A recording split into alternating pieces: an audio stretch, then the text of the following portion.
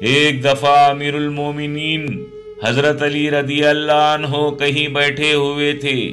ایک صحابی حضرت علی کے پاس آئے اور عرض کیا، حضرت علی، میں نے سنا ہے کہ آپ کی تلوار ذوالفقار پہاڑ کو بھی چیر دیتی ہے۔ حضرت علی نے فرمایا کہ تم نے صحیح سنا ہے۔ تو انہوں نے عرض کیا، آپ مجھے اپنی تلوار دیں گے؟ میں آزما کر دیکھنا چاہتا ہوں۔ تو حضرت علی نے انہیں اپنی تلوار دی۔ انہوں نے تلوار زور سے دیوار پر ماری لیکن کچھ نہیں ہوا۔ تو انہوں نے کہا کہ آپ تو کہہ رہے تھے کہ یہ پہاڑ کو بھی چیر سکتی ہے مگر اس سے دیوار بھی نہیں ٹوٹی۔